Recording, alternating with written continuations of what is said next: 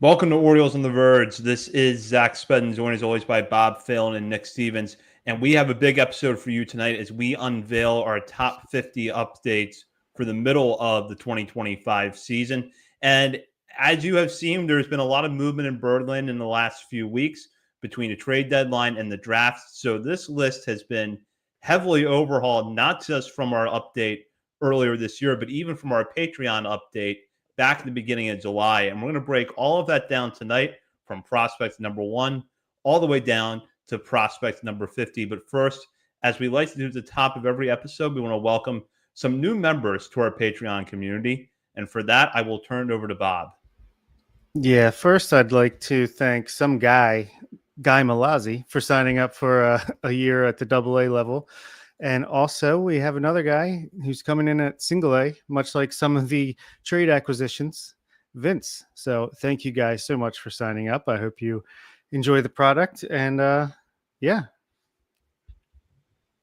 There's never a bad time of the year to sign up to become a patron. You can join the $3, $5, or $10 levels and have access to bonus weekly shows, as well as monthly updates to the lists that we're going to break down on tonight's show. But I think it was particularly good timing to get your shout out in on this episode because we have a lot that we're going to break down.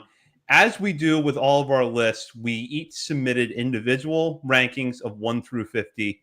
Bob then took those lists, broke them down to an aggregate using a point system, and that produces the finalized top 50. At the end of the show, we'll each reveal a prospect that didn't make the cut that was on our personal list, as well as a prospect that we really wanted to find room for but couldn't. But we're going to start with the countdown at 1 through 10. Number 1, it's to come as no surprise at all, is Samuel Basallo, one of the top prospects in all of baseball, putting up a monster season at AAA Norfolk at the young age of 20. He's followed by his teammate with the Tides, Dylan Beavers, who's currently knocking on the door of the major leagues. And then this is where the list really starts to shake up a little bit. Ike Iris, the Orioles' first pick in the 2025 draft, follows at number 3. Trey Gibson now is number 4, the top-ranked pitcher in the Orioles farm system, according to our list. Wahil Aloy, one of the earliest picks in this year's draft class, comes in at 5th. He's followed by Michael Ferret at 6th, Enrique Bradfield Jr. 7th, Nestor Herman 8th, Boston Bateman, one of the prospects acquired from the Padres as part of the Ryan O'Hearn, Ramon Laureano deal, ranks 9th, and he's followed by Nate George at number 10. So there's an interesting range of prospects in this list, but I do want to start with Basallo, really the undisputed number 1. All three of us had him first on our individual list, and it should come as no surprise. Basallo has belted 21 homers in just 69 games this season, surpassing not only his total in 127 games from last year, but his previous career high of 20, which he achieved back in the 2023 season. It feels like we're getting closer and closer to seeing Basallo in the major leagues. And Nick, I will start with you here. Just how good is Basallo? Well, he's still just 20 years old. Like you said, he's already eclipsed his career high in home runs for a single season at the AAA. Well, at any level, but he's doing so as a 20-year-old at the AAA level in more than 200 fewer plate appearances, really torpedoing those balls out of the ballpark. Yeah, we got a 152 WRC plus. We've got a 14% walk rate. We've got a max EV of 116 miles an hour, which is 98th percentile. 100th percentile in barrel rate, 58% hard hit rate, which is 98th percentile. He mashes the baseball. Like, we could sit here and nitpick some things, I'm sure, but he's still going to be a force in the major leagues. And the scary thing is, what should be scary for the rest of the league, and this isn't orange glasses. This isn't like homerism shining through. This is legitimately there's still a wide way to go, a long way to go for him to develop, I think, his entire game, which I think should be scary for the rest of the league. But yeah, of course, we know it's going to be at the earliest. We know the earliest deadline he'll come up. Hopefully he does come up at that point to retain rookie eligibility. Probably won't see him behind the plate too much if he does come up this year, but still get him comfortable. And next year, some full run at the major league level. Yeah, I think we're about 2 weeks away from the exciting day, seeing Samuel Basallo suit up for the Baltimore Orioles. That announcement tweet or the clip of the manager giving him the news. That's going to hit pretty good in about 2 weeks here. But yeah, I mean, he went 0 for 9, like a 9 at bat hitless streak earlier this week, and it was like he was in a month-long slump. The way his body language, like he is just not satisfied with getting out. And yeah, I think that, I don't know if it's always a good thing to be that upset over small failures, but I think that is a huge reason why he continues to grow so much during a season. Just the growth mindset, the drive to be the best. It's all there to go with the tools. There's just not. I feel like we've run out of things to say about him, just because to me he's the best prospect in baseball after Roman Anthony has graduated, I believe. So yeah, pretty clear number one here, and very excited for the debut. Same with number 2, though. Yeah, and I think that's a good segue to go into the rest of this top 10. Beavers, as I mentioned in the intro, really is knocking on the door of the major leagues. Should be here sooner rather than later.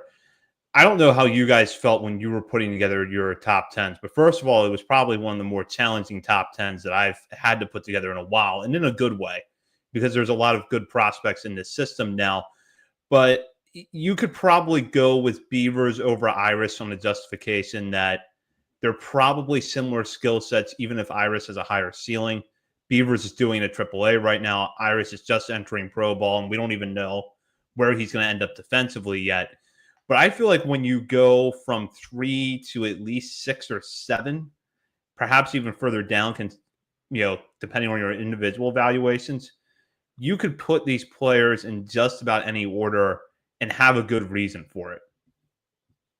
So true. Yeah, I think honestly, 3. Well, I feel like my top 3 are pretty firm, at least personally. But I'll say 4 to 15 is just like throw them in a blender. They could come out any which way.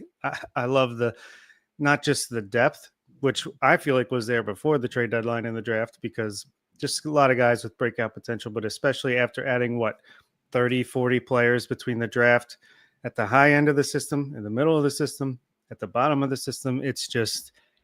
It's maybe deeper than the days when the farm system was elite. We just don't have the guys at the very top right now outside of Basayo and Beavers, and I think a third one in Gibson. But yeah, it's just incredibly deep right now, and that's good for trades. That's good for development.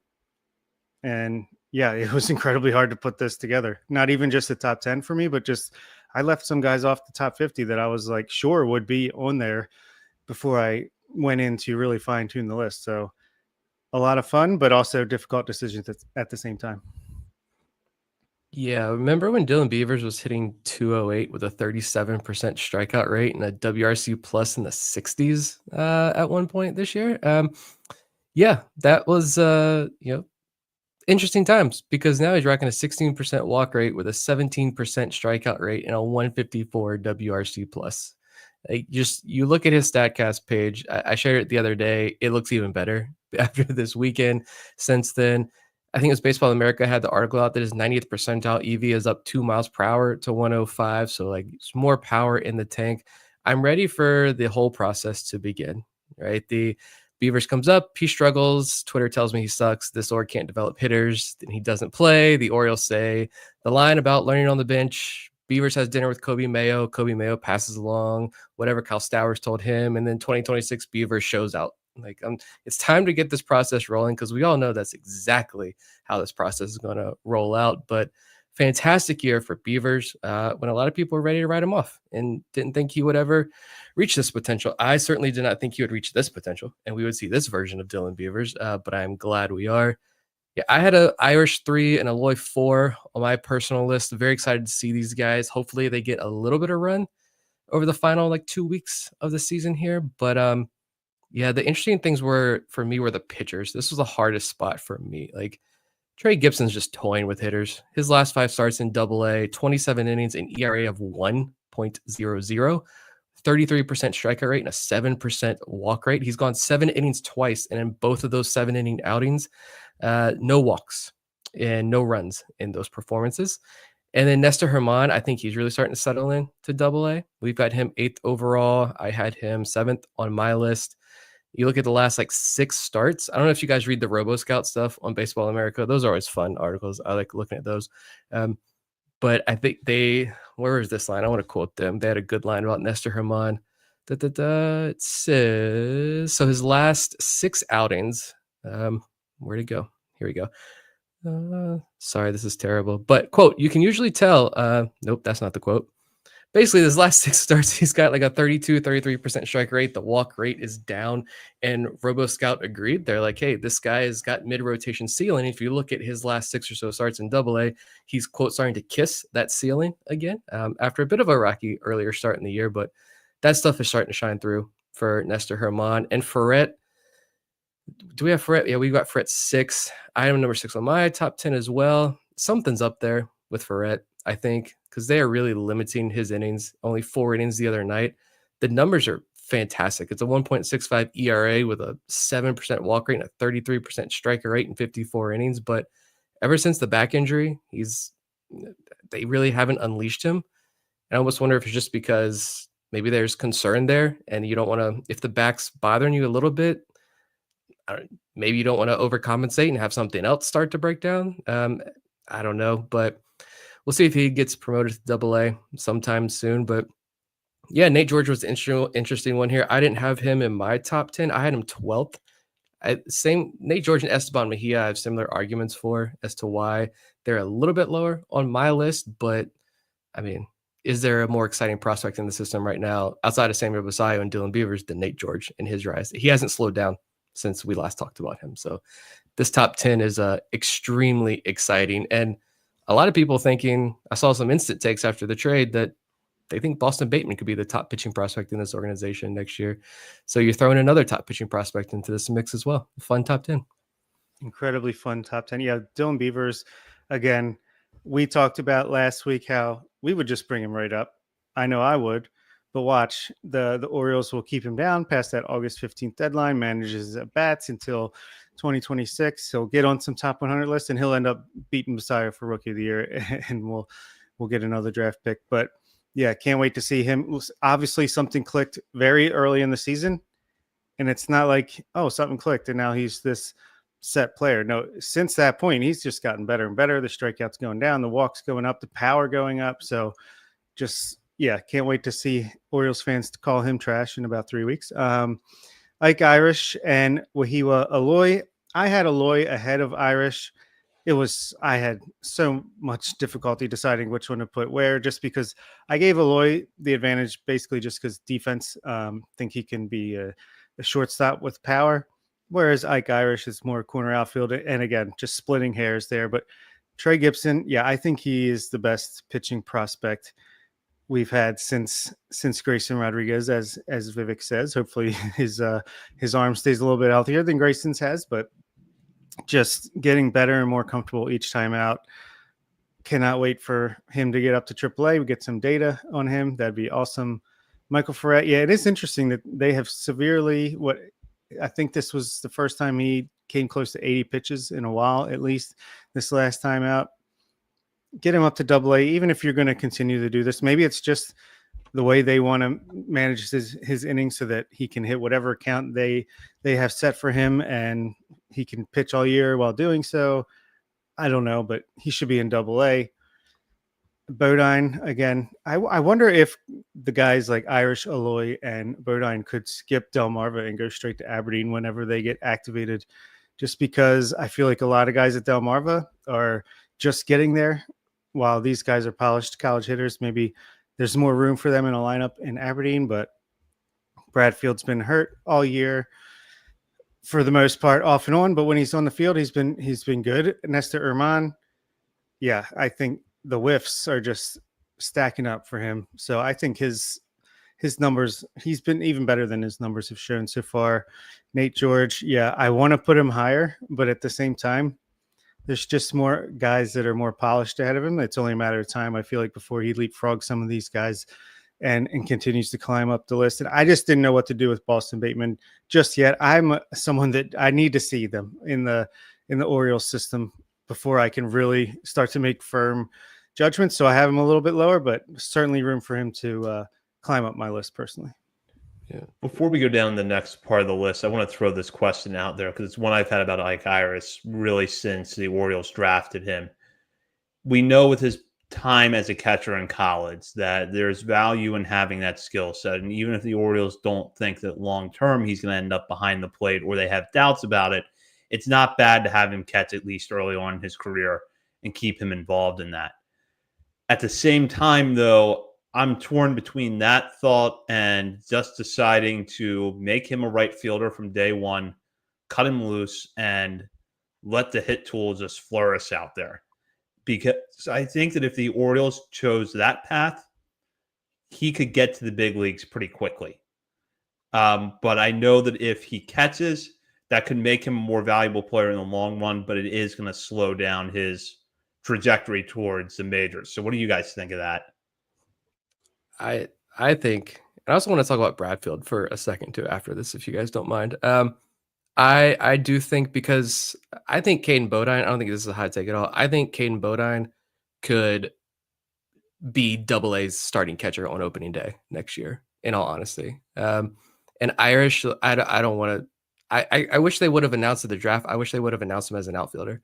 I do. I also see the value in this. I get it, but I'm also completely fine if he doesn't catch a single inning in pro ball, and you just stick him in right field, let that cannon play in the outfield, and let the bat shine. Because I mean, you listen to a lot of college baseball podcasts after the draft, and I think there's pretty much almost unanimous agreement that Ike Irish was the best hitter in the SEC last year.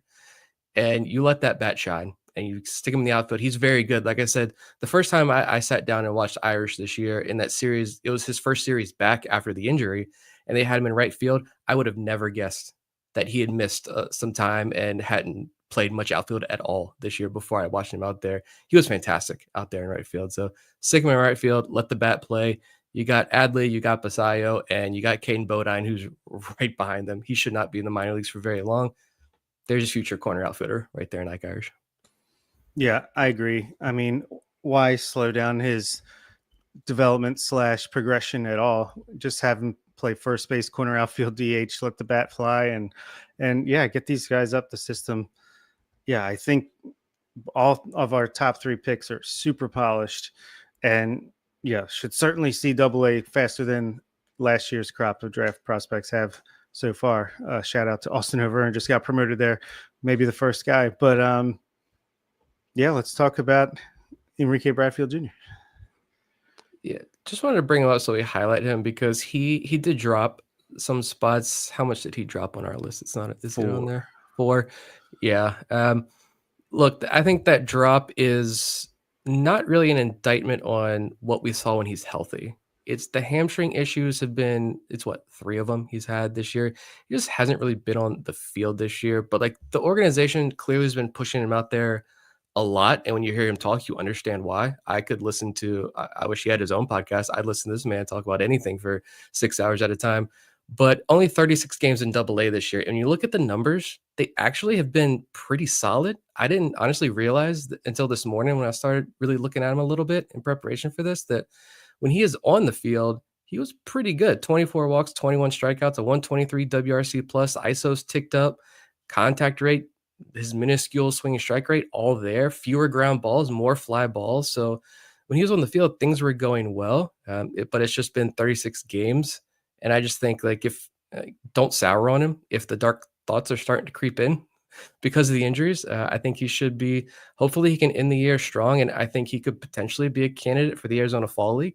Hopefully some more at-bats there, and potentially I think he could still be possibly on track to start next year in AAA, even with all the missed time, potentially. But if a lot goes right this offseason. But yeah, his drop isn't so much due to, like, I think we're souring on him, unless you guys have a different opinion there. But this is a very strong draft class. And so I think that just kind of pushed him down a little bit more than.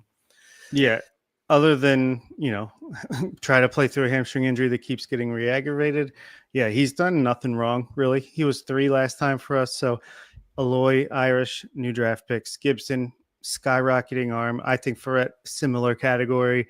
And Bodine on my personal draft top 50 list is ahead of him as well. But yeah, he's done nothing wrong. It's just we've added a bunch of talent. And he's somewhat limited in his upside with the power not quite being there. So, yeah, these guys jumped in, but I'm still super excited for him. Maybe his timeline gets shifted from opening day 2026 coming into the year. We thought he might be ready for the majors. Maybe that's a year behind or even half a year behind, depending on if he comes back, how he finishes, and how he starts next year in AAA. So, yeah, still a fan for sure. Yeah, absolutely.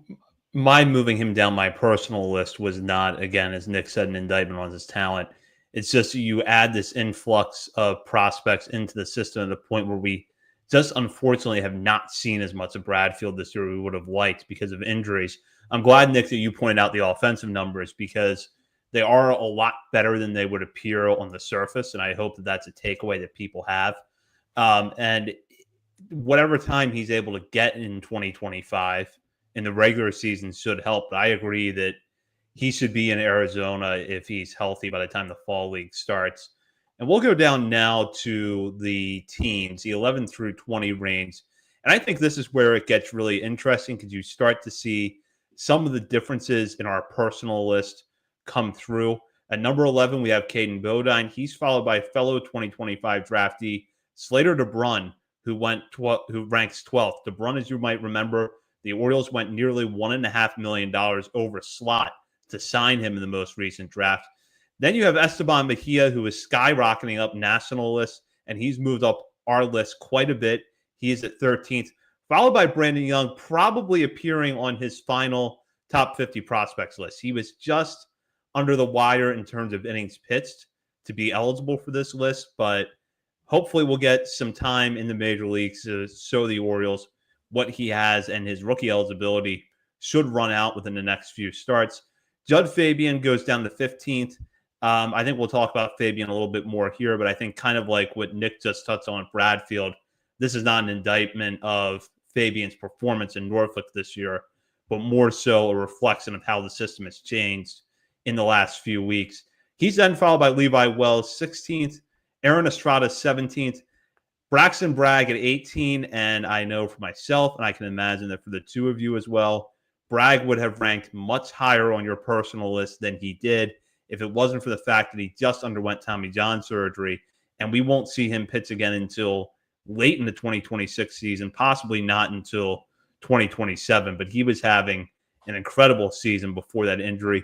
Deron Watts Brown, acquired from the Blue Jays in the Sir Anthony Dominguez trade, is at 19, and then he is followed by Cameron Weston, who has been a really steady contributor to the Tides rotation and knocking on the door of the 40-man roster now at 20. So an interesting group here, but I want to start with what I see as kind of the higher ceiling guys in DeBrun and Mejia, because these are both young players. Mejia recently ranked on Baseball America's top 100 prospects list.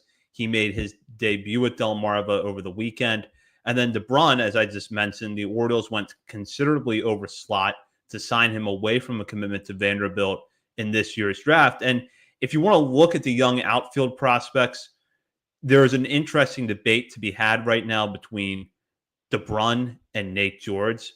For myself, I have Nate George higher on my personal list because, number one, I don't think anybody saw the season that George has had coming. And while the hit tool, specifically the swing and miss, not so much the hit tool, but the swing and miss tendencies are a little bit of a concern for me with George right now. He's also a 19-year-old in low A, probably doing a lot better than most players his age at that level. So that's kind of why I had him ahead of DeBrun.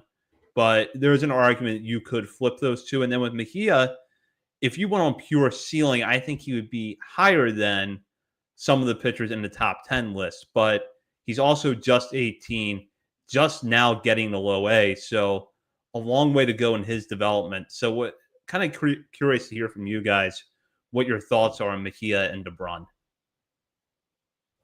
I think the Nate George and DeBrun thing for me was just I don't want to get over our skis on the young guys, as exciting as they are.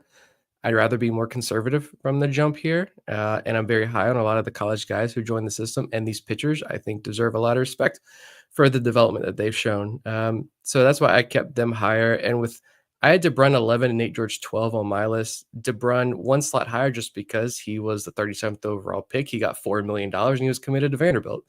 And so Nate George is a fascinating story. He's a 16th round pick, but there's still a lot of rawness in his game. And I know DeBrun hasn't even played a game of professional baseball, but regardless, these two are still like fascinating outfield prospects who are going to be a lot of fun to watch next season. George probably is going to start next year as a 19-year-old or so in high A, and could be the star down there at Aberdeen, Frederick, wherever we're playing high A baseball next year. But yeah, that's the only difference for me with Mejia. The hype is just, it's been insane, and I think it's been too much, to be honest.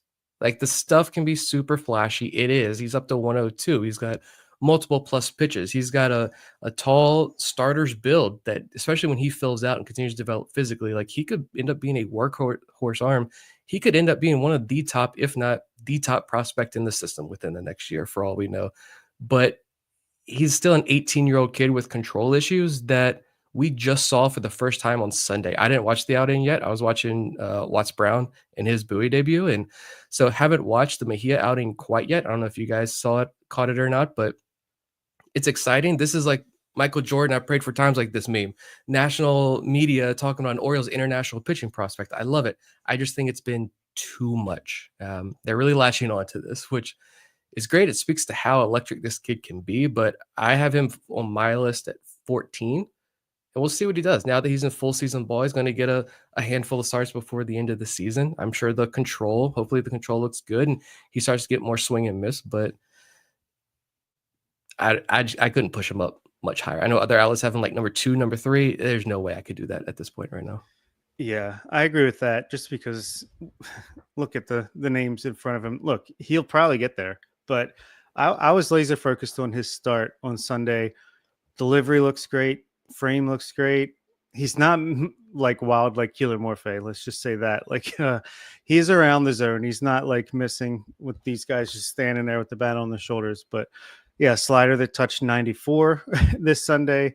I don't think he had his A fastball, probably because he got warmed up, didn't pitch like a few days before. So he was 97 to 100. I think he's typically sits faster than that, but I'm fine with it. Obviously, you don't need to try to impress people with the radar gun if they learn from the Keeler Morphe. They learn right. Let's calm it down. Yeah, exactly. So, and the changeup looked good when he flashed that. Yeah, I'm sure it's just about refinement with him, and he's so young. Like, it's insane.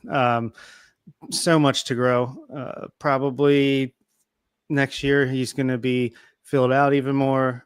Just continue to refine the pitches, tunnel them better, what have you.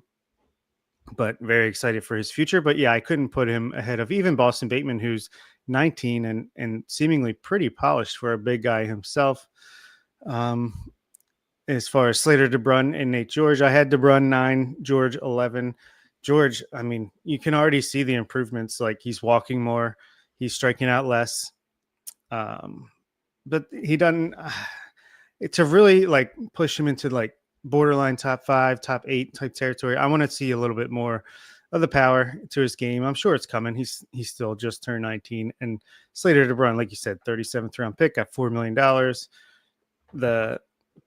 What was it? Corbin Carroll comps. So that's why I just slotted him a little bit above George. But man, those 3 guys are going to be exciting to follow over the next 2 or 3 years on their journey to the bigs.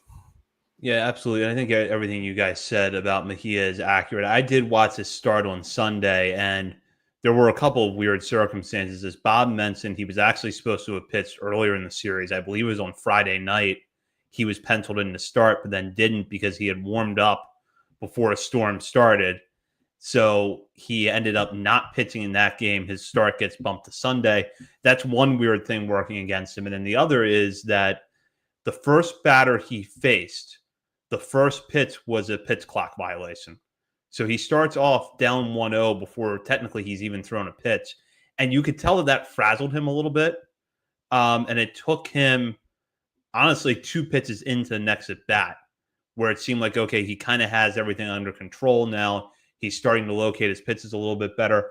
My sense, though, in watching the outing is that he was not going max effort with the fastball velocity, but yet he was still doing an excellent job of changing speeds with it, able to run between 97 and 100, 101. It's just a matter of taking these pitches that he has, the fastball, the changeup, and the slider, and just throwing them for strikes more consistently. If he does that and he can stay healthy, the makings of a really electric arm are there, but he's still raw. He's probably going to start next season at Delmarva.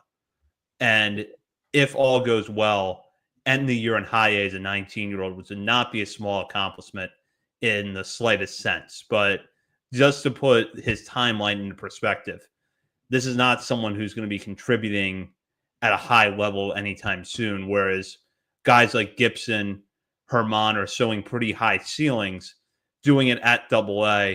And as you just mentioned, Bob, Boston's only a year older than Mejia. He's been at low A all year and looks at this point more polished than Mejia, is what I would say. Yeah, exactly. Completely agreed.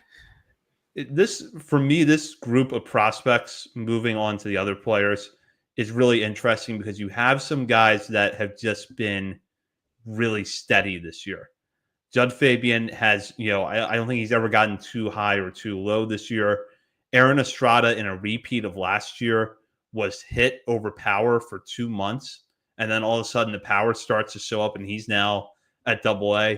Levi Wells, we talked a lot about his improvements early in the season. He's continuing to show them day in and day, or start in and start out. And as I've said before, and I still believe, the best thing I can say for Levi Wells' season is that coming into this year, I thought he would have a good season, but we would settle in on him as a reliever.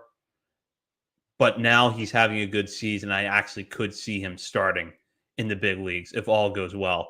And then with Watts, Brown, and Weston, two guys on different ends of the spectrum when it comes to stuff, but both having success at high levels in the minors as starters. And in the case of Weston, a guy that I would not rule out that we see in the majors before this season ends. And it looks like I'm the high person on Weston out of the three of us, but he is Rule 5 eligible before this year ends, putting up solid numbers at Norfolk.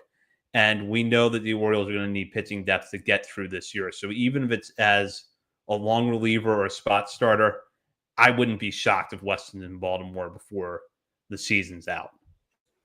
Yeah, I agree with that. I think he'll probably get a shot, especially, this bullpen is a little run ragged and a lot of guys with options now. So you can kind of bring guys up, push guys back down. Like Houston Roth was in the major league bullpen for about a week, never got in a game, but was optioned today. I'm sure he'll be back up at some point. But yeah, I think Aaron Estrada, I'm higher on him. I think the bat, look what he did at Aberdeen compared to everybody else. And now he's up in AA and just murdered the ball in his first week at AA competition. I think he is maybe because he doesn't really have a defensive position so much. I guess second base if you had to put him somewhere. But I think the bat could end up being pretty good there as he continues to move up. He's only 20 years old still, hits the ball 112 miles per hour. So I'm higher on him. But yet Judd Fabian, I have him at 17. But I don't think any differently than I did a month ago. He's having a good season outside of missing some time. Still a great fielder with the great arm, a lot of pop. Strikeouts have come down compared to where he was at AAA last year. So it's just, again, a testament to how deep and how strong this farm system has grown in such a short amount of time. So, yeah, and Levi Wells, he's kind of on the Michael Ferret treatment where he's pitching fewer pitches, fewer innings, but the walks are down. He looks good to me. I have no complaints whatsoever. And Braxton Bragg, man, I had just in my head before he got the Tommy John said, if anyone gets Tommy John, I'm just knocking him out of my top 50 completely, just because just to have some kind of firm rule in it. And then he gets the surgery and I'm like, I can't commit to that just yet, even though I'm sure he'll slowly fade out kind of over time the way Pat Riley seems to be doing. But yeah, what do you think, Zach? Nick? Yeah, it's hard to know what to do with the Tommy John guys, especially guys like Riley and Bragg who are a little bit older as well. But we'll see what happens with them. I think Judd is Judd. We know who he is. little bit of a quieter second half, I think, but you had the wrist injury in there. New dad, so he's probably sore. He's probably tired. We'll give it to him. Get that. Everything is consistent with Fabian. Like, we know who he is, and I always really enjoyed that. No one's ever been like, there are some massive Judd Fabian fans, but everyone has always been very realistic when it comes to Judd Fabian's ceiling and what his role could be at the major league level, which is very good to see. We're all in agreement on Judd Fabian there. Yeah, it's Estrada, man. He's been so consistent, and every time he gets promoted, he adjusts so well and so quickly. Like, strikeout rate, swing and miss rate, contact rate, all of it remains consistent from level to level. Like you mentioned, he was very good in Aberdeen this year, OPS over 800 as a 20-year-old. It's only been 6 games at the AA level, but he's already got a couple of home runs. One of them, maybe you give the assist to the outfielder, but still, the swing, he's kind of like, he's running. It's only 6 games, but he's running like a 6% swinging strike rate. Like, AA pitchers haven't been able to beat him yet. Of course, they're going to adjust. He's going to settle in here, but man, even if the ceiling, which is, potentially a big league utility guy who plays okay defense at a few spots. I remember earlier in the year, they tried to run him out there in left field. It was not pretty at all. But so I think he can play at least okay defense at a couple of different spots. And if that's his ceiling, like, that's a huge win. He's like 5'8", signed for less than $200,000. So not a big international signing really in any sense of the word, but he's really surging ahead of his peers. And he's the power guy of this group, which is fun to watch. And yeah, Levi Wells, like I literally daydream about Levi Wells' pitch data and what that stuff looks like. I know Baseball America last year, among his age group, he was one of the top in their Stuff Plus model in all of minor league baseball. And he's already up to 62 innings pitched this year. So 2 more than last year already. So you wonder how many more innings they're going to let him go this year. He missed 5 or 6 weeks with the shoulder injury last year. He had 1 quick IL stint this year. I believe that was it. So pretty much injury free. Yeah, the strikeouts are down a little bit, but the walk rate is down tremendously. It's down to 6.8% this year, a sub-3 ERA. And he's got 27 innings in Bowie. He's only given up 1 home run as well. Only 3 on the year. So yeah, I really like this group. And you got Watts, Brown, and Weston down there at 19 and 20. Like, I do think those are the kind of guys on the list where it's like, where are they going to go? Is Weston just going to be a reliable up and down guy who can help you out with 6, 7, 8 pitches? I don't know how many pitches this kid throws at this point. A lot. With the funky arm slot, the funky delivery, he could be useful for you at the major league level. And Brown, is he more of a fastball slider reliever if you can get a little bit more swing and miss with the fastball? Or is he a potential, is he going to be competing for a back end starter spot in a year time? TBD on that. But I like this fun list. And honestly, the next 10 guys, even more exciting names. Yeah, let's go right into that next group of 10, number 21 through 30. At 21, we have right-hander Wellington Aracena, the prize prospect who came to the Orioles from the Mets in the Gregory Soto trade. Aracena had kind of a get your feet wet, welcome to your new organization outing at Delmarva last week before being promoted to Aberdeen. So we will get to see him at the high A level over the final weeks of this year. He's followed by Austin O'Verne, who, as Bob mentioned earlier, gets to jump up to Chesapeake. It's been a roller coaster at times for O'Verne at the plate this year, but you can see some 5-tool potential in his game, which we'll talk about, I'm sure, in a few minutes.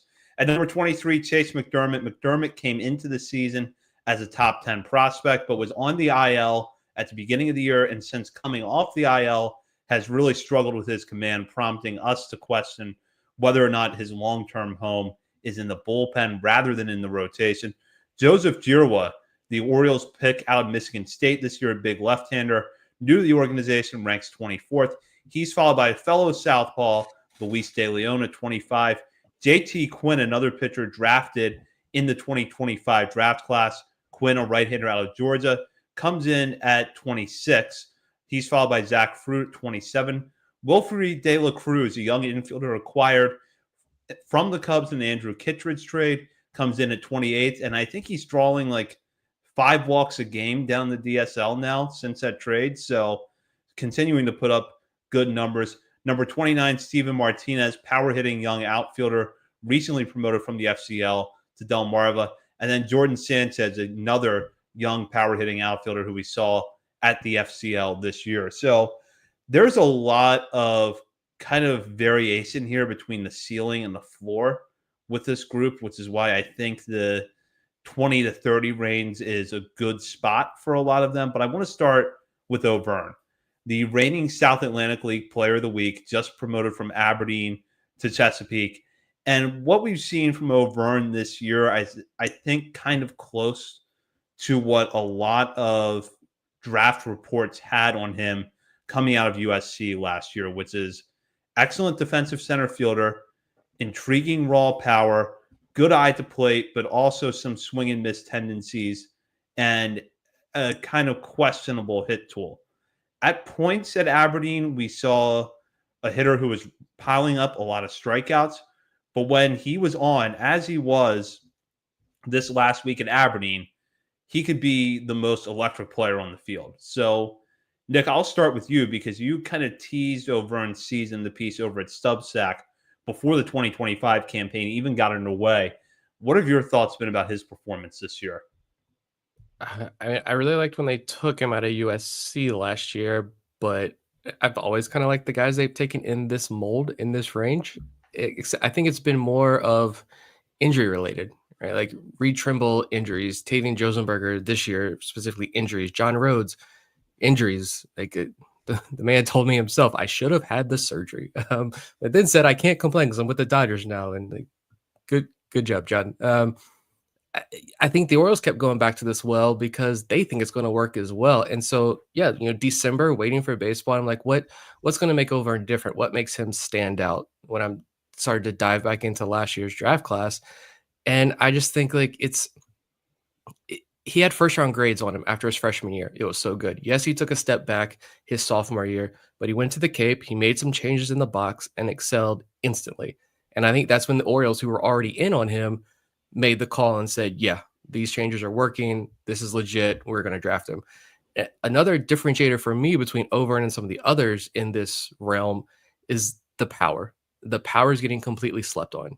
And, the hits started coming this past week. The walks started coming in bunches, but he really wasn't hitting. And then in the last week or two, the hits started coming. And the true power started to emerge. It's a violent swing, but in a good way. Like, yes, there's aggression. There's going to be swing and miss, but I think the power is underrated. The speed and defense, I think, gets overlooked as well because he's in the same system as Enrique Bradfield Jr., Judd Fabian. He was taken in the same draft class as Vance Honeycutt, who I know. But like O'Verne still has like double plus speed defensive grades on some outlets. He entered the draft. MLB Pipeline, take it for what it's worth, had him, I think, the highest speed and defensive grade in last year's draft class. Like, he's out of Aberdeen now, thank God. Get more of these guys out of there, please. And O'Verne's getting his next test handed to him now at Double-A. Hopefully get him in the lineup on Tuesday. After Tuesday, I think they play Tuesday at noon, actually. So hopefully he's in the lineup tomorrow afternoon and we get to see him the rest of the way here in Double-A. But I think he's a step above. And I'm not just saying this because he's having a solid stretch right now. And the other guys, injuries or whatever, maybe haven't panned out. But I legitimately think O'Verne is a notch, maybe a notch and a half above some of these other guys who they've taken earlier in the rounds in kind of similar molds over the last couple of years. Yeah, I completely agree. He was a big breakout candidate for us. Got off to a great start this season. He's had his ebbs and flows, but he ended his Aberdeen career on a very high note. 4 home runs in a 4-day span, 2 in one game. Like, he's incredibly fast. He can steal at will. He can throw you out. He's got a great arm. He's tracking balls down. As Vivek said in the chat, he's kind of like a Bradfield with power. And as he gets further along in his getting away from baseball full time, I think you start to see things click a little bit. I'm very high on Austin O'Verne as well. And I think getting out of Aberdeen into Bowie is going to be a great thing for him. I think he's not going to miss a beat. And if anything, it's just going to be able to give him a chance to show off his skill set even more. Just like, as Nick said, all of these guys, as close as I am to Aberdeen, I'm starting to get excited that Frederick's back and we can get out of this hitter's hellhole that is Aberdeen. But yeah, big fan of O'Verne. Let's go to McDermott for a minute because I just mentioned this in the intro of this group. Then we can talk about some of the other guys here. I think the reasons that we've liked McDermott over the years have been pretty clear. Yes, there are command issues from time to time, but when he can locate his pitches in the zone, it's true swing and miss stuff. And when hitters are able to make contact, they really don't do anything with it. And that's why we were bullish for so long on McDermott as a starter. And up until this spring, early this summer, that still seemed like a realistic possibility. But he has really, really struggled with his command since coming off the IL, not just with throwing too many balls, but when his pitches are in the zone, he is getting hit harder than he has in the past. So, Nick, I'll go back to you for this one because you've mentioned this on several shows in the last couple of months. Is it time to just go ahead and say McDermott's a future reliever and hope that the Orioles get value from him that way? Yeah, I'm done listening as to why he should be a starter. I understand there may be reasons why. I don't care anymore. Keep him in the bullpen and extract as much value as you can out of him. I know he's being limited right now in the bullpen role. I think that's more injury related, but yeah, I'm done. Put him in the bullpen and have him come out in spring competing for a bullpen role next year. Yeah, next year is his last option year anyway. So at this point, look, I feel bad because I just don't think he's been right all year. I think it's a lot of it has been injury driven and just not really 100% healthy. But at this point, you got one option year left. He's 98, 99 out of the bullpen. So clearly he can ramp it up in a shorter stint. Let's do it. I could see him, even if he struggles the rest of this entire season, I could see him resting up, getting healthy, fine-tuning some things, coming into next spring training and winning a job in the bullpen just because his stuff is that electric when it's right. So, yeah, I think it's time to turn him loose as a relief option and see what he can do. Any other thoughts on this group that you guys have? Wilfred De La Cruz is fun down in the DSL in the 3 games he's played. He's got 6 walks, a double and a triple. Walked 3 more times this morning. That's fun. Steven Martinez hitting 217 in the FCL, still getting promoted at 17 to Delmarva. Clearly, the organization likes what they're seeing behind under the hood there with Martinez. We know the raw power is insane. I think 60 raw power is a little bit low. I think that's what Fangraphs has on him. But I think we'll see what he does more so next year back in Delmarva. And I'm taking a stand. An early stand. I think I'm the high guy. Trying to look at y'all's list real quick. I have JT Quinn 20 on my list, which I think has pushed him up with the overall list here. I'm just going to take the stand on JT Quinn now. I really like this arm draft pick this year out of Georgia. Yeah, I have him. Yeah, I'm 20, not 21. My notes are all messed up. But the fastball is up to 98 with 7 feet of extension, 2 good breaking balls already. And you look at what he did in the Cape Cod League just this summer: 25 strikeouts, 2 walks, and 14 innings. Yeah, I think that's a very positive sign considering some control issues. But he also was never really. They didn't take the gloves off with Quinn at Georgia this year after 2 not so good seasons at Mississippi State, I think, before he transferred to Georgia. Georgia just didn't let him go. I think he's got 3 electric pitches, that over-the-top delivery with the big-time extension. That fastball is going to jump on hitters pretty quickly. I'm pretty stoked to see Quinn probably in Aberdeen or high A's rotation to start next year. I'm so ready to join you on the Quinn train because it's the name of my 2-year-old daughter. I need a Quinn jersey, Orioles jersey in my life. So, and I just like the stuff in general. But yeah, I'm if I just see him in a game a few times, I'm probably going to be right there with you. Steve Martinez. Yeah. I mean, I don't care what the stats are. The fact that they promoted a 17-year-old to low A Delmarva, he's what, 1 for 14 or I don't even know, but he's 1 hit in his first week at Delmarva, but it doesn't matter. The fact that they promoted him and are challenging him in that way says a lot to me. So, yeah, I think his potential is enormous, and Wilfred De La Cruz is not far behind. Yeah, I think the stat line and the little stand still camera that they got, from what we can tell, I think he's could be pretty special himself. So. And I'm a huge fan of Wellington Arcena, having seen him pitch 1 time now. But I just think this stuff is really good. And if he can stick as a starter, yeah, he's going to fly up this list as well. Yeah, if Aracena sticks as a starter, you're looking at someone who's not just going to rise up this list quickly, but national list as well. I think that more so what he does at the beginning of next year is probably going to tell us a lot about whether or not he can stick in a rotation. But he had a great year in the Mets system. I really liked what I saw from him in his debut outing with Delmarva last week. And then with JT Quinn, I agree with Nick. If there was a little bit more of a track record in college, he probably would be higher on my list. I have him 29th, so not too far behind. But if he had a more of a track record of success in college, he would have been higher. But then again, if he had more of a track record of success with the stuff that he has, the Orioles probably would not have been able to get him where they did. So this is a draft pick that has a possibility of a lot of helium.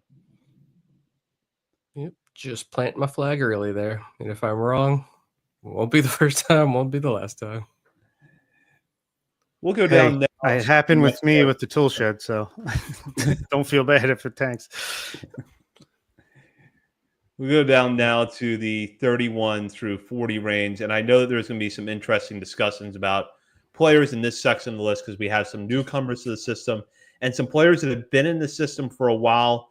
Some of them, I think, fell to this range, not necessarily based on performance, but some of them we know did. And we'll talk about that as appropriate here. At number 31, Thomas Sosa. Sosa has missed a good chunk of this season with an injury, but he recently came back at Aberdeen. While there are some questions about the hit tool, there's undeniable raw power and good athleticism from the young outfielder. He's followed by Joshua Lorenzo at 32nd, who was promoted to Delmarva after a hot start in the FCL this year. The hit tool has been inconsistent with the Shorebirds, but again, showing some interesting raw power.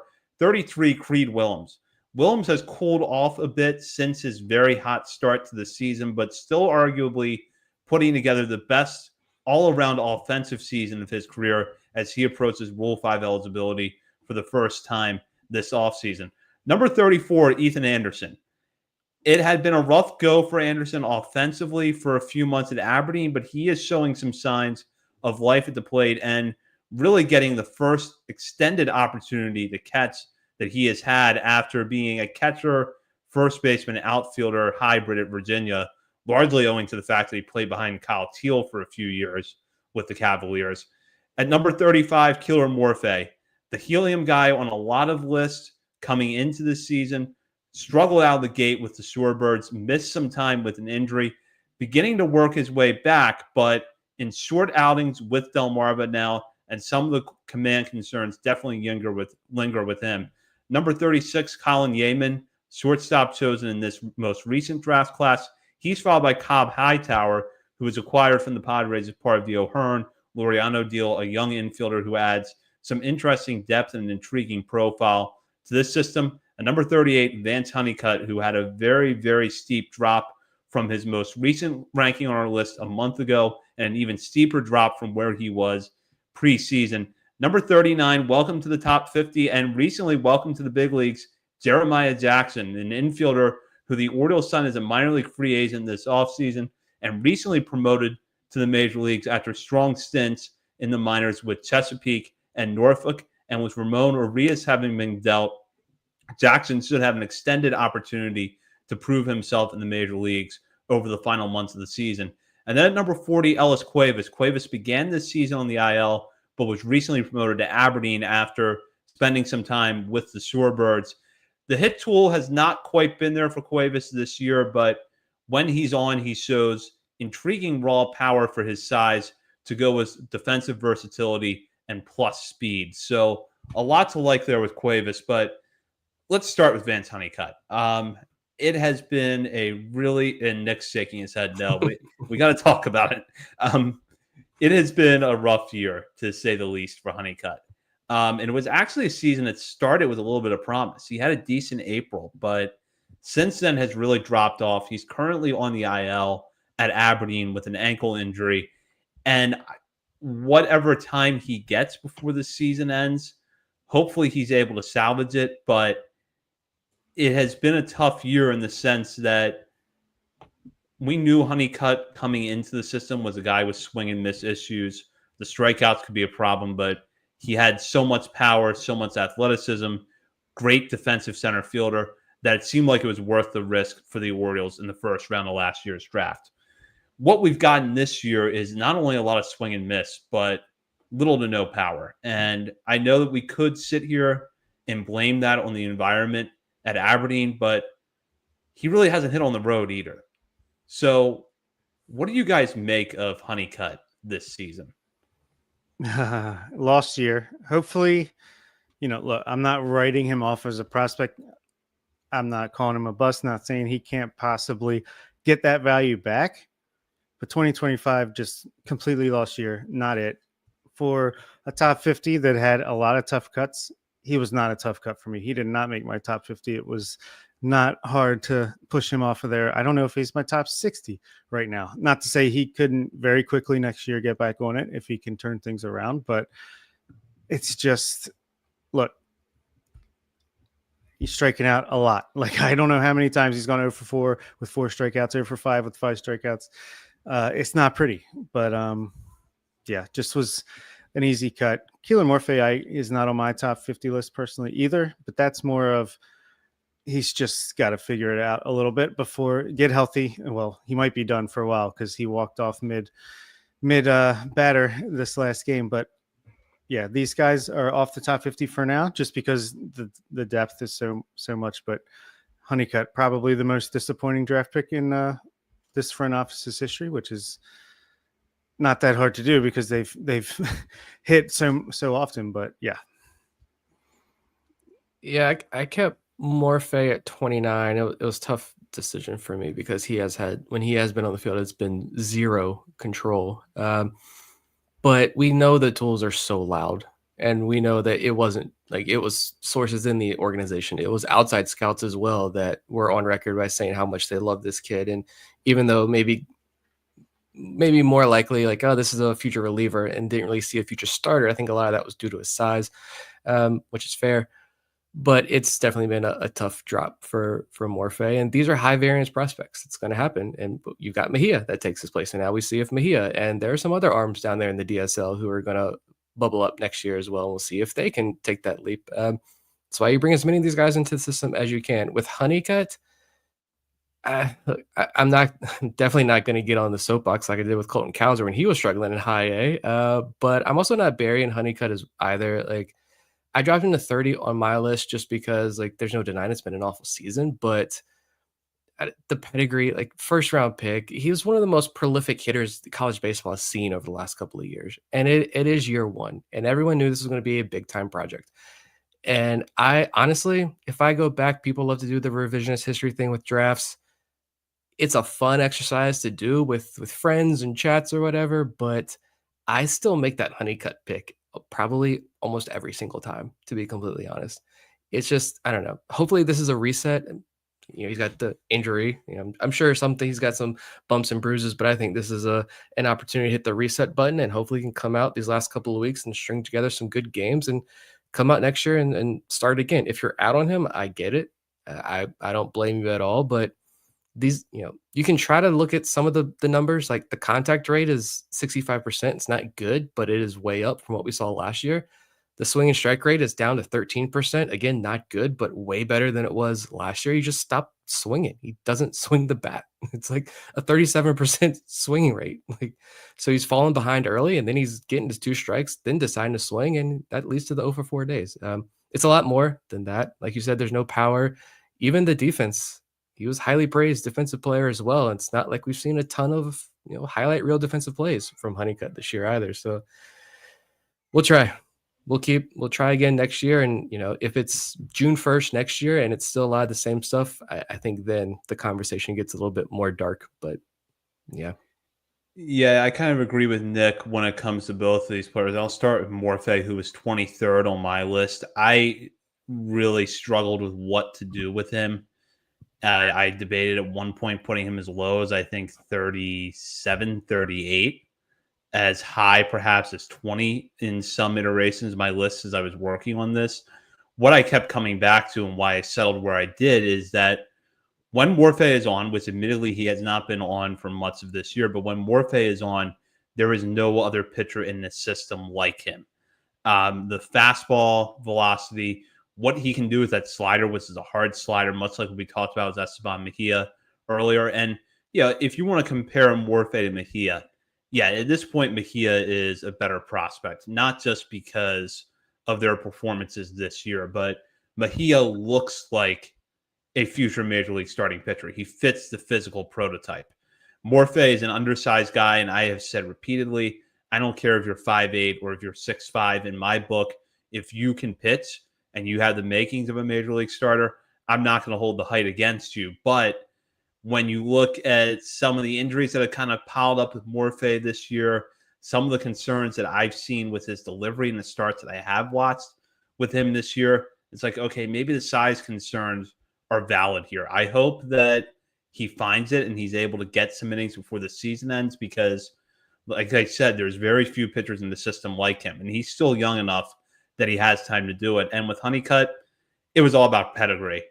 It really just comes back to the fact that it didn't feel like a reach when the Orioles took him 24th last year. And I think that's really important to keep in mind was that I don't think that I read nationally, and I don't know that either one of you did either, any national write-ups that said the Orioles reached on Honeycutt. It seemed like fair value with where they were picking in the draft. I think they even had to go a little bit over slot to get him. So that wasn't we're just going to take a flyer here. Honeycutt was projected by most mock drafts to go in that range. And if he was having the kind of year where he wasn't hitting, but we were seeing more power, we'd be sitting here saying it hasn't been perfect, but this is kind of one end of the extreme that we were expecting. If he wasn't hitting for power, but all the metrics that Nick just pointed out were leading to better numbers across the board otherwise, it'd be like, okay, well, the Orioles are having him focus on cutting back on the swing and miss. We'll wait for the power to come around next year. It's just that neither one has been there, and that's what's really frustrating. You hope that he's able to rebound, but it's going to take a lot more than high A shifting from neutral to slightly pitcher-friendly Aberdeen this year to hitter-friendly Frederick next year for that to happen.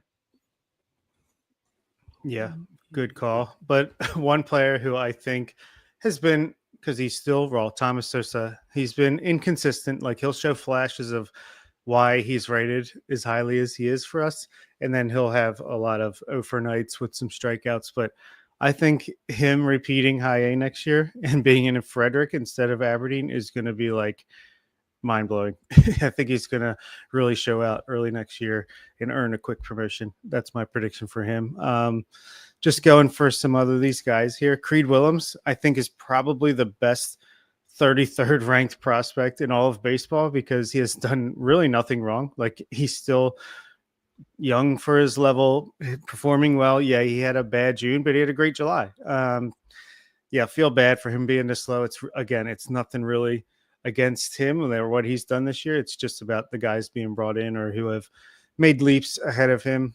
Jeremiah Jackson, I'm excited to see what he can do at the major league level, see if his breakout 2025 is for real or not. Time will tell. Got to see Cobb Hightower watching the Mejia start. And yeah, he looks smooth at shortstop. He looks like he's pretty comfortable in the box, makes some contact, took some walks. Ellis Cuevas, yeah, he's been kind of up and down too, but off to a hot start in high A, even being in Aberdeen. And I think he'll just continue to be a guy that's a little bit under the radar in the system. Other than that, I think, yeah, Ethan Anderson, I wonder how healthy he was until somewhat recently, because all of a sudden he's hitting again like we thought he would. So hopefully he keeps that up to close out the year. I was going to highlight Ethan Anderson just because I think the injuries, and then I said a couple weeks ago, I also think I wonder if there's, because a heavier emphasis on working on his defense behind the plate, if that's also kind of stymied the bat a little bit. He's not learning a new position, but like Zach mentioned earlier, he didn't play the position a ton in college. He's also in a crappy park. But he is on the rise, 13 hits over his last 10 games, hit a home run on Sunday. Like a lot of the numbers look fine. He's not swinging and missing a lot at all, actually. Contact rate is good. BABIP's low. Ground balls are up. I mean, so maybe the hits are starting to fall a little bit. Some positive regression is happening. And I think we hopefully we're seeing Ethan Anderson, the Ethan Anderson who entered last year with some of the better batted ball data among his 2024 draft peers. I think we're starting to see him emerge again because he started out the year so hot. He's still only 21, so young bat. I like where he's trending over the last couple of weeks. I like the Thomas Sosa call as well. Thomas Sosa only 20. I feel like we've been talking about him for years. We have, but he's still only 20 years old. So still, and he missed pretty much the entire season with that lower body injury. Don't know exactly what it was. Cuevas, man, I want Cuevas to click and work just because that passion, that swag on the field is unmatched. It's 80 grade. I don't know if anyone else in the organization at least shows that emotion outwardly. I would love to see that move up the system as well.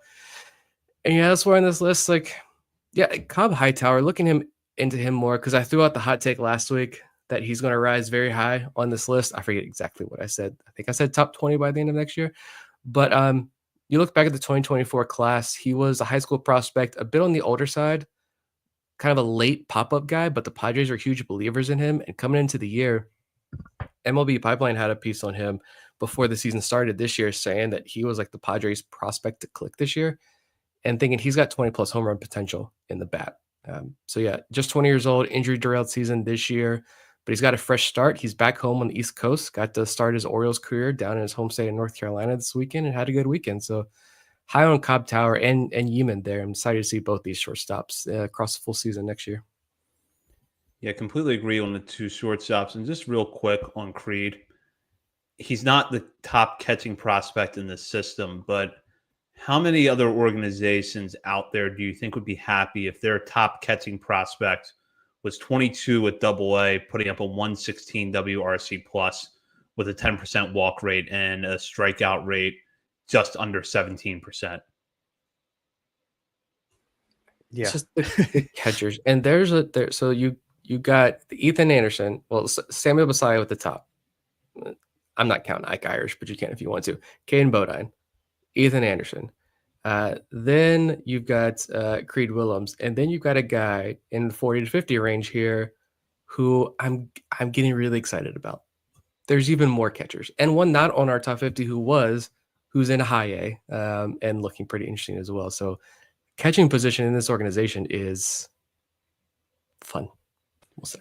I was going to say absurd Yeah. in a good way. I was trying to think of a word and yeah, I blanked. So there you go.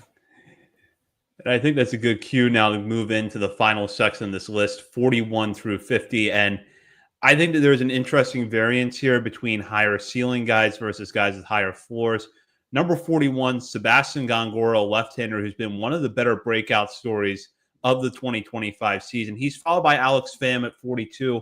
Pham has been on our list for a while. Unfortunately, an injury early in the season has eaten into a good chunk of his innings this year, but he is healthy now, working his way back, just had a rehab start at high A Aberdeen. So hopefully we at least see him back in Chesapeake's rotation before the season ends. But before that injury, he was showing he was ready for AAA. At number 43, Tyson Neighbors, part of the Laureano O'Hearn trade. There's an argument to be made that of the players included in that deal, Neighbors will be the first to the major leagues. Has put up very good numbers out of the bullpen this year at two levels, including AA. And it seems like he might be able to get to Norfolk before the season ends. Number 44, Yasmiel Bousset, on the hitter side, one of the better breakout stories of 2025. Shows good bat-to-ball skills with good exit velocity. And if the Orioles can get a little bit more behind Bousset's launch angle, we could really see that power take a step forward. Iber Cartaya ranks 45th. The lanky right-hander has good velocity and has gotten better as the season has gone along at repeating his delivery, allowing him to be more effective and show better command. He's followed by Luis Almeida at number 46. The Almeida still holds the record for the highest signing bonus by a prospect signed in international free agency by the Orioles. And injuries kind of stalled his career early on, but he has been healthier this year and shown flashes of athleticism throughout the 2025 season, which for him began in the FCL before a promotion to Delmarva. Number 47, Patrick Riley. I have no doubt in my mind that if Riley had not had Tommy John surgery earlier this year, that he would probably rank at worst in the upper 20s, more likely the teens. And I think for the three of us, putting him here on the list is an acknowledgement of the real potential he has. But with him having undergone Tommy John surgery earlier this year, we probably won't see him until late in the first half of next year or early in the second half of the 2026 season. At number 48, Anthony Nunez, one of the players acquired from the Mets as part of the Cedric Mullins trade. Nunez is putting up a very good season between high A and double A in the Mets system. And after his one appearance at Chesapeake over the weekend, he was promoted to Triple A Norfolk. If you want to hear a little bit more about Nunez's background, go back to our last show. We talked about him a lot, a converted shortstop who was once in the Padres system and then able to go back to college after being released by the Padres and made a conversion to pitcher. Number 49, Andrew Tess. I think that this was the catcher that Nick was just talking about a moment ago. Shows a really advanced feel for the strike zone at his young age. He was recently promoted from the FCL to Delmarva.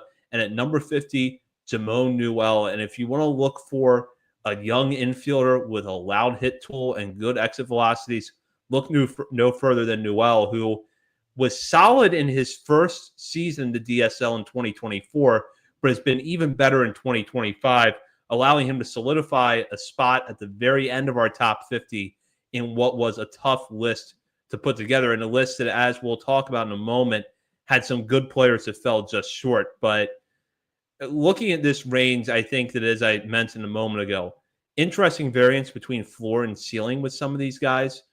But I think that this is really a fun part of the list.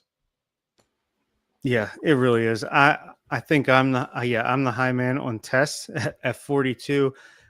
He got up to Delmarva, hasn't missed a beat. Looked like he was going to go in the injured list after suffering an injury. I think came back the next day and went 1 for 3 and hasn't missed a beat in a few games since then. I really like what we've seen from him. Seems like a guy that's just getting better and better. I think he's going to be a really fun guy to follow the rest of the season. And obviously moving forward, I think Iver Cartaya might be the most underrated pitching prospect in the system. Just take away his first 2-3 weeks of the season, and man, his numbers look insane.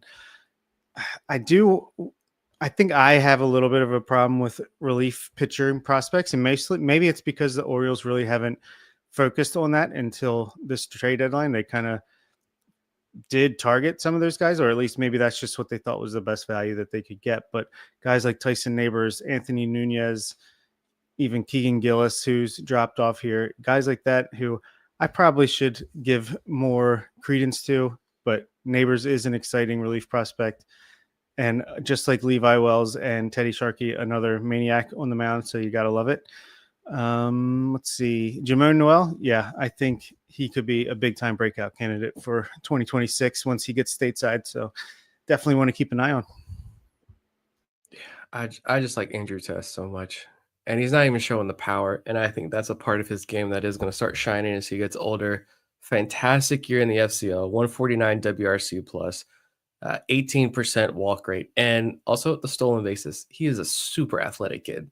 He's got 18 stolen bases on the year so far in 59 games. Yeah, not missing a beat at all since his promotion. Only 5 games, but he's hitting 385 and a 199 WRC plus, walking 4 times in 5 games as well. So Tess has been awesome. And I said, even if he got promoted, he's still going to see playing time. Even if Ike Irish and Bodine and others join Delmarva here for a week or so, you're still going to see Tess's bat in that lineup because it's pretty special for an 18-year-old kid learning an 18-year-old kid who is learning the most difficult position in baseball, one of the most difficult positions in sports, and to make that transition to pro ball. And while the bat's still shining like it has at this age, I'm all in there. And I think I said I didn't have Yasmil Boucher in my top 50, so I completely ignored him when I teased this segment. But yeah, he's in our top 50 as well.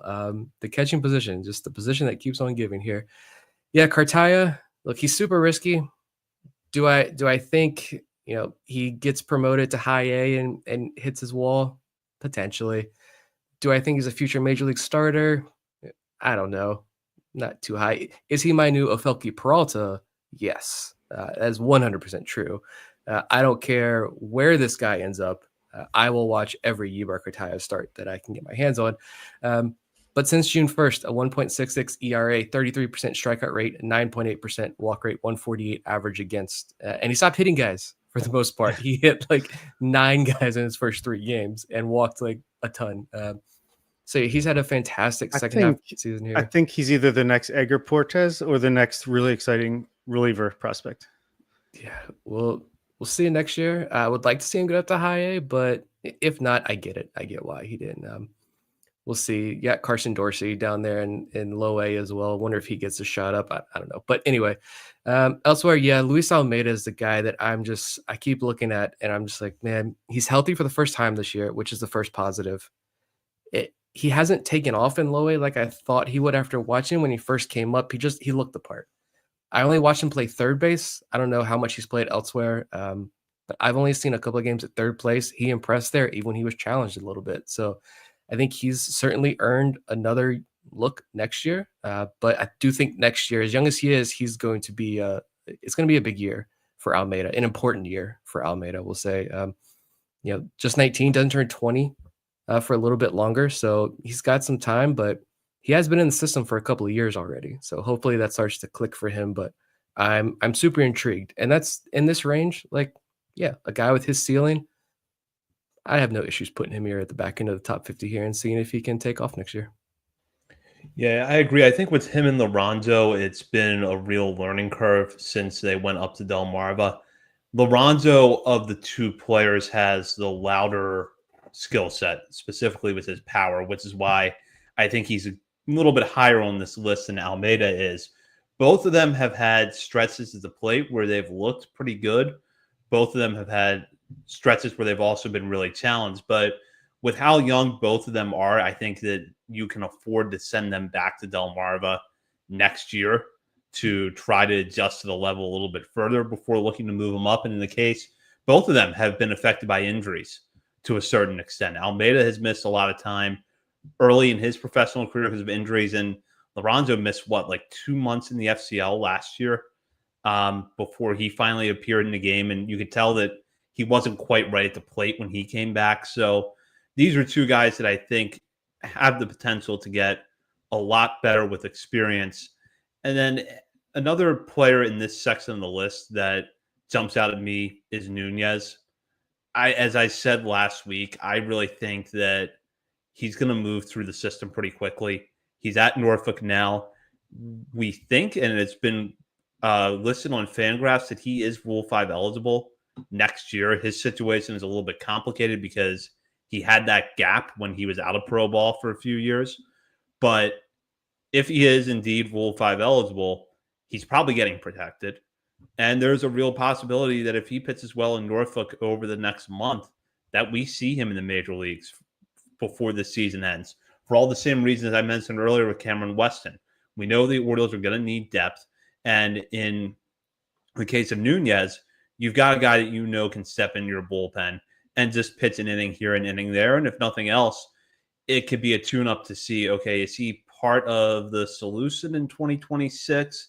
If he's not right away, what does he have to work on when he goes back to AAA? So there's a lot you could dream on here. So I wouldn't be entirely shocked if we see him in the major leagues before this season ends. Yeah, I think we talked about this in the trade deadline reaction show, and the preview show, what is the value that you're going to be able to get back for a Cedric Mullins? And I think the fact that 2 of the 3 guys you got back are Rule 5 eligible tells you where his value was out there on the market. Not very high. But the Orioles look like they did pretty well in getting as much as they could back in those 2 Rule 5 eligible guys. Nunez looked great in his first outing, and I do think that quick promotion there to AAA kind of does tell you they're giving him these last few weeks here to showcase his stuff. Phenomenal story, if anything else. And then with the other guy, Gomez, I struggled with where to put him. I considered him. I wanted to because that fastball, and bringing up JJ Cooper's article, that kept going in the back of my mind. The odds of him reaching the major leagues are extremely high with his fastball like that. It's there. It's all the data. It's all the historical context is all there to show that his chances of reaching the big leagues are phenomenally high, actually. And he's going to get a lot of chances to stick in the big leagues. So, do I put him on here? How high do I put him on there? that's what made this for me. I know you mentioned like the top of the list being very difficult. For me, it was like 30 through 50. I'm like, where do I go with this? It's back to 2-3 years ago when we were putting these lists together, where it was like, I'm gonna submit this. Bob, you figure out the final list. I don't love my personal top 50 list here, but hopefully the final one shakes out better, which I do think it did. But there are still guys that aren't on this list that I still think are super intriguing and very much still worth paying attention to. We could field a pretty solid minor league team with guys not on the top 50 here. Absolutely. Yep. And that is a good segue into our final segment of the night. Last call brought to you by Checker Spot Brewing. Located at 1421 Ridgely Street, Checker Spot is not far from Camden Yards, making it the perfect place for a pre- or post-game drink.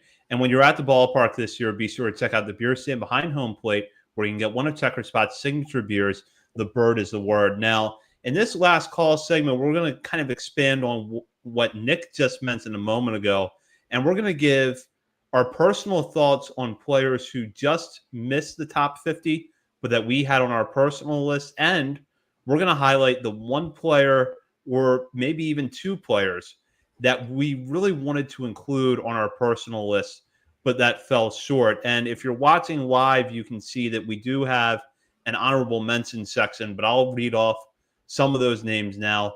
Right-hander Blake Money and right-hander Chase Alsop got individual votes for our top 50, but did not make the overall list. The same can be said for infielders Jose Pena and Griff O'Farrell, as well as Reed Trimble, Twine Palmer, who recently came over from the Astros and Ramon Arias deal, and then Cam Lee, one of the Orioles picks in the 2025 class.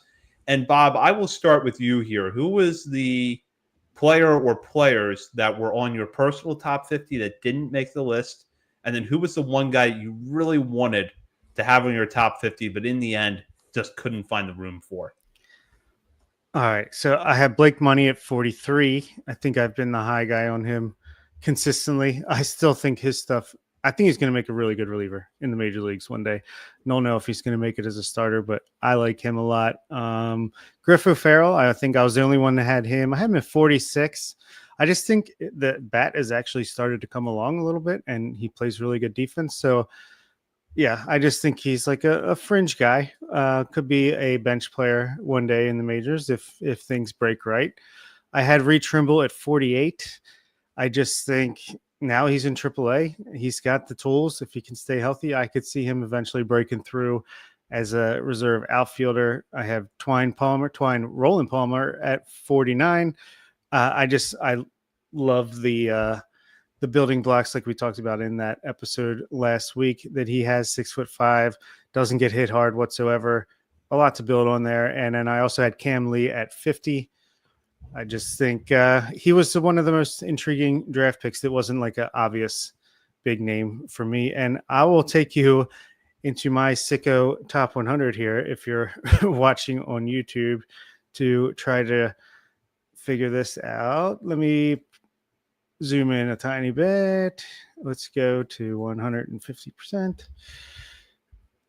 I will say 51, Jose Pena, 16 years old. He's really holding his own. He's kind of tailed off a little bit towards the end of the season, but God, for a kid so young to be performing the way he has is really impressive. Luis Almeida, he didn't make my list. Cohen Aiken, really having a nice year. Love what we've seen from Brandon Butterworth so far. Immediately promoted to AA and has not missed a beat. So I think he could easily be in the top 50 next month, and could go on and on. Just, I think even all the way down to 100, Luis Beltran, super intriguing relief prospect that we've developed on our own. But yeah, a lot of really, really solid names here that we could see pop up over the course of the next few months. Yeah, I have to say, this is a test, see if my wife's listening. She's not. I had my list open last night doing some work on this, and she's just reading through, and she was like, Twine Palmer. She's like, there's a man named Twine. She said she was done reading the list after seeing somebody else named Twine. And she's also convinced that Thomas Sosa is the son of Sammy Sosa. So there's that. She's going to come and do a bonus episode just talking about prospect names, apparently. I had two guys who were on my top 50, but did not crack the overall top 50. I had Jose Pena on my list just because yeah, like you said, young. It doesn't turn 17 for another 2 weeks. He's played this entire season as a 16-year-old. I mean, numbers aren't popping, but 256 average, 13% walk rate, 12 extra base hits. Like he's another $1 million shortstop here in the organization. And he's doing so at a good, putting up some decent numbers at a very young age. Probably repeats DSL next year, and we can see if he trends up or not. But I'm certainly intrigued. And then I had Chase Alsop. It's just like, yeah, it's like, what happened? I mean, I fully expected the struggles here. I said, like, the guy couldn't keep his job at Auburn, but he did get it back. And that showed me a lot. Like, for him to be beaten down like he was at Auburn, to build himself back up, to reclaim a rotation spot by the end of the year when Auburn needed him, that tells you a lot about who he is. And, figured, all right, he's going to get in Delmarva. There's going to be some struggles, but he's going to figure this out. And be the Baseball America had an article, remember, in the offseason, they were writing about him every single week, it seemed like. And those first 2 starts were so good. And then he just, you watch him and you see the stuff stands out, but he can't find the strike zone. It's a sub 20% strikeout rate with a 15% walk rate. Thought he was turning the corner. He had a couple good outings where the walk rate was down.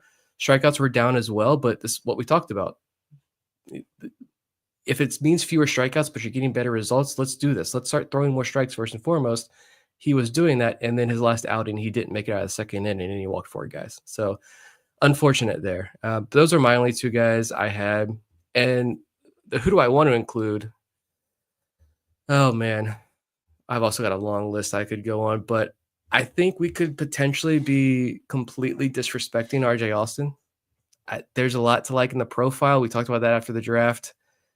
Watch him a lot at Vanderbilt, so I'm familiar with the game. I see the vision. I need to see it, though, in pro ball. Like, I have my mouse over his name ready to move him up, but I need to see it on the field because the numbers and production just weren't there at Vanderbilt, no matter how good the underlying data was. Blake Money, yeah, same thing. I've just got this block when it comes to Blake Money, and I can't get over it. But a 17% swinging strike rate in Double-A. Like, that's insane. And he's up to a 30-inning sample size with a career-high 31% strikeout rate in Double-A. So he's crushing it. Shout out to Blake Money. I didn't know what to do with guys like Emilio Sanchez and Elvin Garcia. $1 million shortstops, but we're now back-to-back years of struggles. So they're outside of my top 50. Remaining interesting, though, Carson Dorsey, another guy I'm very intrigued by. Watching a couple of his starts a little bit deeper now. Been hinting I'm going to write something about him. It's like half done, but watching some more of his outings, they continue to pile up. I like what I see. And yeah, Brandon Butterworth was the other guy. I had him in the 40s because I like the floor, and the views on him have been mixed. Some think there's more in the tank. Others have bigger questions in just reading kind of some Padres stuff, but he's coming from, this very hitter friendly environment, California. So you're like, yeah, the numbers are good, but they don't entirely match kind of the scouting report on him. So what is he going to do over here on the East Coast now he's in the Orioles system? And he had a fantastic weekend in Double-A to start his career. So hit a home run. It was just 3 games, so we're going to give it a little bit more time. But yeah, Butterworth is another guy who I've got my eye on. So I went through the list, and this might be a first where I think I only had one player on my personal list that did not make the top 50. I think everybody else was included, and it was Jose Pena for me. Yeah, you look at the offensive numbers this year, and on the surface, they're okay, but they're not great. But he's doing this as one of the youngest players in the Dominican Summer League. And with the frame that he has, there's a lot of room for physical projection, the athleticism to possibly stick up the middle. And, there's a good chance that he's going to repeat the DSL last year. I fully understand why he's not on the list. But there's, of the players that fit that mold, I think because of his age and because of his projection, Pena might have the most upside. We're going to have to see what he does. And I think that some of the tailing off we've seen in recent weeks might just be because he's a 16-year-old kid running out of gas in the longest season, the only professional season of his life so far. But there's a lot there to like. And so I just kind of went with the ceiling of Pena in one of my last spots on the list. And then for me, the guy that I didn't know what to do with is Ramon Gomez, who Nick just mentioned a few minutes ago. Generally, there are not a lot of pitchers like Gomez in the minor leagues who can hit the triple digits as often as he does. And as Nick pointed out, in Baseball America piece covered this recently, almost all of those pitchers, if not all of them, reach the major leagues at some point.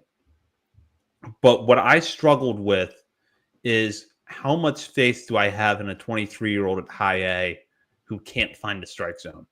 And it was a really, really tough thing to figure out because on one hand, the numbers are pretty bad. But on the other hand, this is I believe it's his first full season back from Tommy John surgery.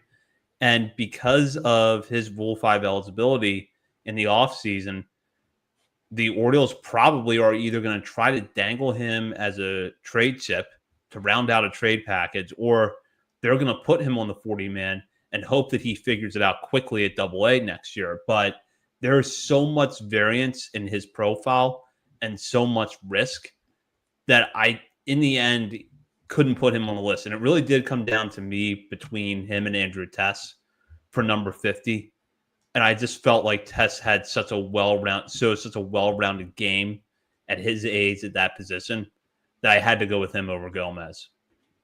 Yeah, I could easily see. Look, Felix Bautista, he was the same story until all of a sudden he's hitting in the zone enough to skyrocket up the system and be one of the best closers in baseball. So I could see that happening, or I could see him flaming out and never even getting to AAA. But yeah, it's fascinating. I can't wait to see what he can do. And one guy I keep thinking to myself, are we just completely sleeping on this guy? It's Michael Caldone, who's just been really consistently good all year. But that's another podcast down the line. I mean, look at all the guys who dropped that we didn't even talk about tonight. DJ Layton, Leandro Arias, Keegan Gillis, Yaki Rivera, Raylan Ramos, Cecil Correa, Tavian Josenberger, Juan Nunez. All these guys are still in the organization as well. But yeah, fun times. And I'm going to put, I know this is only a podcast version, YouTube version, but I have gotten this list written up and I'll put it on Substack for anyone who may want to reference it for whatever reason over the next couple of weeks. We'll have it on written form up on Substack. No reports or anything, just pretty much the 1 through 50 list with like 10 sentences included on that. But that's about it. But for people to go back and check out and look at later. We hope you've enjoyed unpacking this top 50 with us. And as a reminder, if you're a member of our patron community, you get this episode every month throughout the season. We do monthly updates to the top 50 list. And as I identified towards the top of the show, we're likely going to have at least one spot open when Brandon Young reaches his rookie eligibility limits later this month. So that change and possibly more could be on the way. So be sure now to sign up to the $3, $5, or $10 levels and become a member of our Patreon community. Have access to not only the monthly top 50 updates, but also bonus weekly shows from Bob, Nick, and myself, as well as access to patron exclusive channels within our Discord. And that does it for this week's show. We will be back next week. Look for updates from us on social media, of which we are on many channels, including Facebook, Instagram, Threads, X, Blue Sky, Twitch, YouTube. We're also over at Substack, OriolesOnTheVerge.substack.com. As Nick mentioned, we will have the 1 through 50 list up over there, but we have a ton of great coverage throughout the week, basically, between our minor league coverage and then as well, you go back there, refer to some of our work around the draft and the trade deadline. For Bob Phelan and Nick Stevens, this is Zach Spence. You've been listening to Orioles on the Verge, part of the Believe Podcast Network.